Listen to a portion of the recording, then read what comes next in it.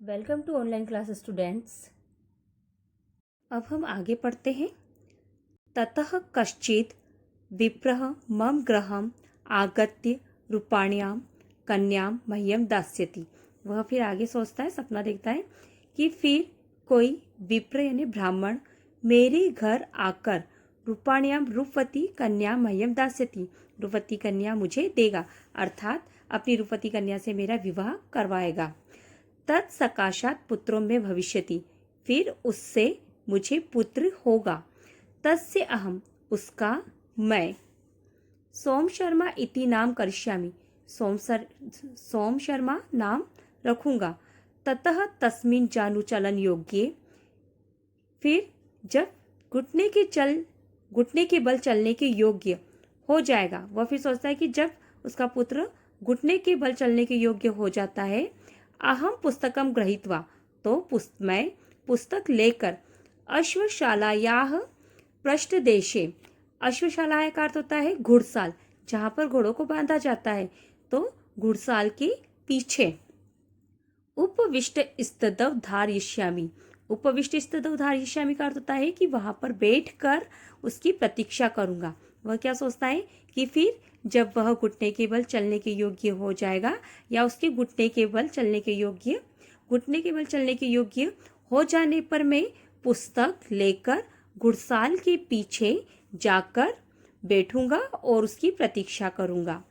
अत्रांतरे सोम शर्मा माम दृष्टवा, इसी बीच सोम शर्मा मुझे देखकर, या उसके पश्चात सोम शर्मा मुझे देखकर जनन्यु संगात, माता की गोद से उतरकर जानू चलन परह, घुटने के बल चलता हुआ, अश्वखुरा सन्नवर्ती, घोड़े के खुरों के समीप होता हुआ, मत समीपम, मेरे समीप आ गमिष्यति, आ जाएगा। ततो अहम स्वपत्नीम, फिर मैं अपनी पत्नी को कोपा विष्टो अभिधास्यामि, क्रोधित होकर चिल्लाऊंगा या डांटूंगा। ग्रहाण तावद बालकम, अरे बालक को पकड़ो। सा अपि ग्रह कर्म व्यग्रतया अस्मत् वचनम न श्रोष्यति, वह भी घर के कार्यों में व्यस्त होते हुए मेरी बातों को नहीं सुनेगी।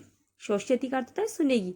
ततो अहम, फिर मैं समुत्थाय, उठकर, ताम, उसे, ताड़यिष्यामि यानी उसे पैर से ठोकर मारूंगा। तो क्या सोचता है वह कि फिर कोई ब्राह्मण मेरे घर आकर अपनी रूपवती कन्या से मेरा विवाह करवाएगा, फिर उससे मुझे पुत्र होगा, उसका मैं सोम शर्मा नाम रखूंगा। फिर उसके घुटने के बल चलने के योग्य हो जाने पर मैं पुस्तक लेकर घुड़साल के पीछे जाकर बैठूंगा और उसकी प्रतीक्षा करूंगा। तत्पश्चात सोम शर्मा मुझे देखकर माता की गोद से उतरकर घुटने के बल चलता हुआ, घोड़ों की खुरों के समीप से होता हुआ मेरे समीप आ जाएगा। फिर मैं अपनी पत्नी को क्रोधित होकर चिल्लाऊंगा कि अरे बालक को पकड़ो। वह भी गृह कार्य में व्यस्त होने के कारण मेरी बातों को नहीं सुनेगी। फिर मैं उठकर उसे ठोकर मारूंगा। एवं तेन ध्यान स्थितेन, इसी प्रकार उसने तन्मय होकर तथे प्रहारो दत्तो, उसी प्रकार प्रहार किया। यथा स घटो भग्नः, और वह घड़ा फूट गया या टूट गया।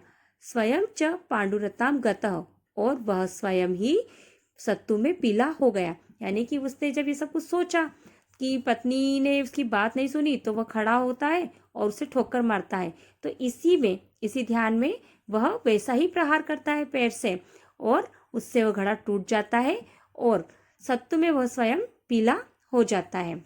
अतो अहम ब्रवीमि, अंत विष्णु शर्मा कहते हैं कि इसीलिए मैं कहता हूँ, अनागतवतीम चिंताम असंभाव्याम करोति यह, जो न होने वाली और असंभव के बारे में चिंता करता है या सोचता है, स एव पांडुरः शेते, वह पीला हो जाता है। सोम शर्मा पिता यथा, जिस प्रकार सोम शर्मा के पिता हो गए थे। यानी कि क्या कहते हैं कि जो न होने वाली और असंभव के बारे में सोचता है वह सोम शर्मा के पिता के समान सत्तू में पीला हो जाता है। यह आपका द्वितीय पाठ समाप्त हुआ।